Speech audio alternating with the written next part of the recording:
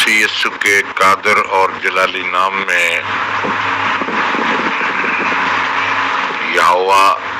یہوشوا مسیح کے گروپ کے تمام ممبرز کی سلامتی ہو۔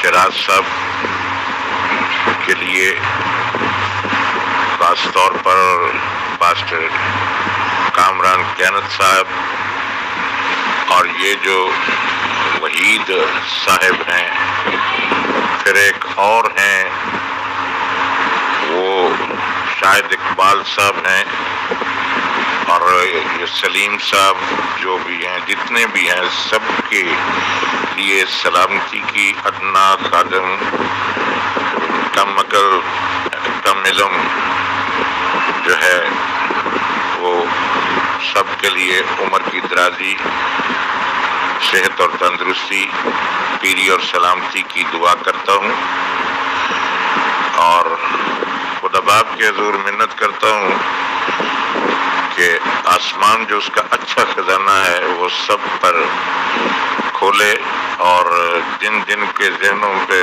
پر پردے پڑے ہوئے ہیں وہ خود ہی اٹھا دے، اور اپنی تمام برکتوں، نعمتوں، بخشوں سے نوازے، ہر ایک کو اور ہر ایک کے خاندان کو، کلیسیا کو، چرچ کو، خادموں کو خدا بڑی برکت دے۔ آمین ثم آمین۔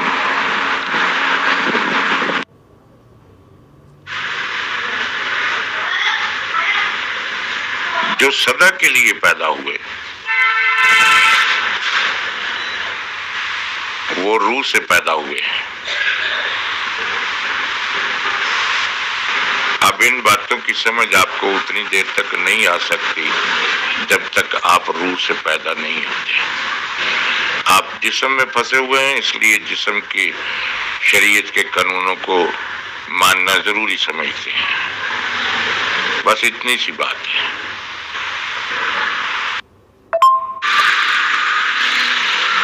اب ہم اس بات کی طرف آتے ہیں کہ جس شخص نے یہ کہا کہ جی روح مرتی ہے، اب یہ بڑی غوریبل بات ہے۔ شیراز صاحب نے اس پر کافی باتیں کی ہیں، اور شیراز صاحب مزید بھی اس کے ثبوت مانگتے ہیں لیکن کوئی دیتا نہیں ہے، لیکن میں ایک بڑی الگ سی بات کرنے لگا۔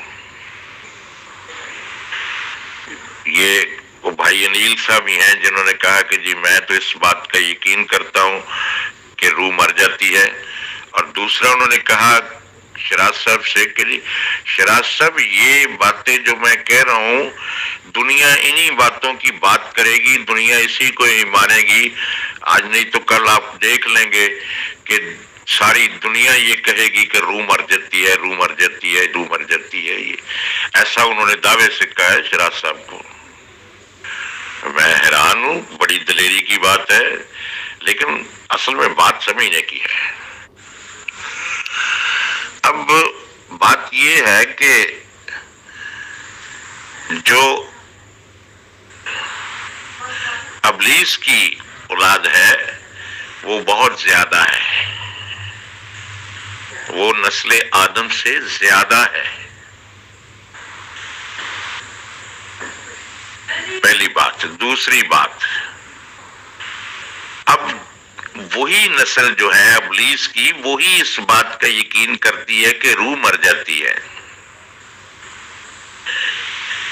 کیونکہ جب ابلیس عالم روا کی کنجیاں لیے بیٹھا تھا تو اس نے تو جن کو قیدی بنا کر وہاں رکھا ہوا تھا وہ تو ان کو بھی مارے بیٹھا تھا، کیونکہ وہ جانتا تھا کہ اس کو کوئی میرے سے چھڑا نہیں سکتا۔ یہ اس کو گمان تھا کہ اب میرا تسلط ہے ان پر اور میں نے ان کو یہاں قید کر رکھا ہے۔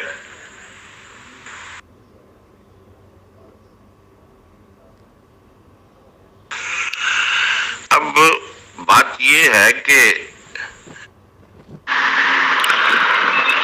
بھائی سلیم صاحب مسیح میں آپ کی سلامتی ہو، خداوند آپ کو برکت دے اور آپ سدا خوش رہیں۔ معاملہ یہ ہے کہ آپ کل بھی میں نے وائس سنی تھی جب انہوں نے شمی صاحب کو اور دوسرا پتہ نہیں کون بھائی ہیں جن کو آپ نے ایڈ کیا تھا، لیکن آج میں پھر سے رپورٹ سن رہا ہوں کہ جی ان کو پھر سے جو ہے ریموو کیا گیا ہے. تو آپ ان کو بار بار کیوں ایڈ کرتے ہیں؟ آپ کو آپ اگر اس کے لیے اصرار نہ کریں تو آپ کا کیا جاتا ہے؟ کیونکہ یہ بات تو میں بھی کہوں گا کہ ان سے بدتمیزی تو ہر بندے کے ساتھ ہوتی ہے، وہ کسی بندے کے ساتھ تمیز سے بات کرتے نہیں ہیں. تو آپ کیا بدتمیزی کو تازہ رکھنا چاہتے ہیں؟ اگر ایسا ہے تو پھر ٹھیک ہے، میں بھی کہنا صاحب سے کہوں گا کہ جی آپ برداشت کر لیں، ان کی بدتمیزی جو ہے وہ اس کو تازہ رکھیں اور آپ ان سے بات ہی نہ کریں. پھر میں بھی ریکویسٹ کر دوں گا ان کی. یہ چیز ٹھیک نہیں ہے کہ ایک شخص ہے جو چاہے وہ جتنا مرضی کلام جانتا ہو، لیکن اگر وہ ذاتیت پر اگر کسی کے ساتھ ماں بہن کی کو بات کرتا ہے تو اٹس رانگ. آپ کہتے ہیں جی مجھے پتہ چلے، کل کے وائس بھی میں نے یہی دیکھے وہ آپ یہ نے یہی کہا کہ جی مجھے پتہ نہیں تھا، میں تو کسی کو ریموو نہیں کرتا ہوں، میں ان کو ایڈ کر رہا ہوں پھر سے. وہ آئے، انہوں نے اپنا بس بتایا اور چلے گئے. اب بعد میں ابھی تو انہوں نے دیکھنا تھا نا کہ کون کی کیا کرتا ہے، تو پھر اس کے ساتھ انہوں نے اپنی اجارہ داری دکھانی تھی.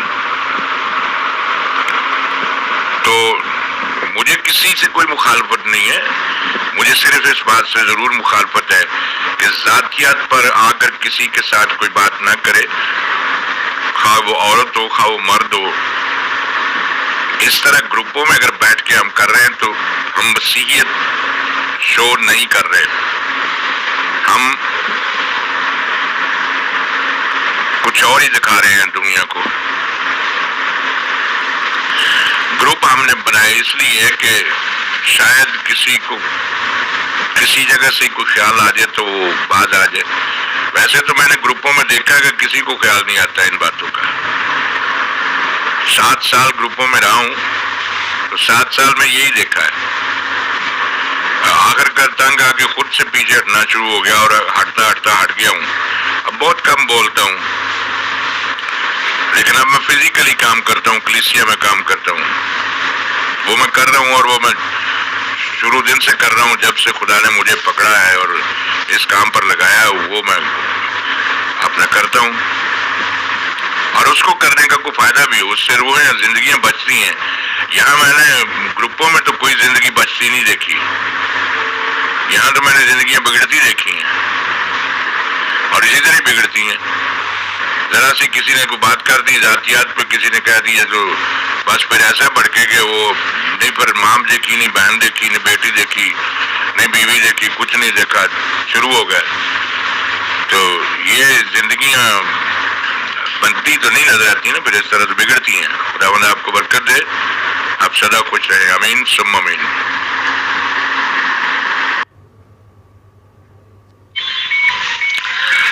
اب جس طرح تو یہ لکھ لکھ کر بتا رہا ہے نا، صرف علم گفتگو، صرف علم گفتگو، تو کل شاید میں بھی ہے نا، میں دھوتی اٹھا کے آگے سے نا تو کھڑا ہو جاؤں گا تو میں کہوں گا یہ میں نے وکیل کھڑا کیا ہوا ہے، کر لے بات اس سے. بات سمجھتا تھا؟ ایسا مجھے بھی کرنا آتا ہے. اب تیری اوقات نہیں ہے کوئی تو نے یہ لفظ پکڑ لیا، صرف علم گفتگو. کیا علم ہے تیرے پاس؟ کوئی ہے ہی کچھ نہیں ہے، تیری اوقات ہی نہیں ہے کوئی، نہ تیری کو ویلیو نہ تیری کو وقت ہے. ایسے ہی تو بندروں کی طرح بس لگا ہوا ہے.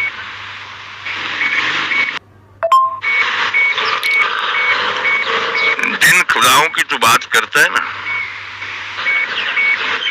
جن سے سور میں پیدا ہوئے، جن کی بات کرتا ہے تو انہی کی اولاد ہے. پتہ نہیں ان میں سے کتنوں نے تیری ماں کو کس طرح جو ہے نا یوز کیا ہے، کبھی الٹی کر کے، کبھی سیدھی کر کے، کبھی سائڈ کی طرف، کبھی گدی بنا کے، کبھی بکری بنا کر. بات سمجھتا ہے؟ کبھی سانپ بن کر اس کے اوپر لوٹ پوٹ ہوتے رہے ہیں. پتہ نہیں کیا کیا اس کے ساتھ ہوا ہے اور کتنوں نے کیا ہوا ہے، وہ ان کو بتانا تو پسند نہیں کرتا ہے. بات سے صرف اتنی ہے بیٹا، بچہ ہے ابھی تو، عقل کا کچا ہے.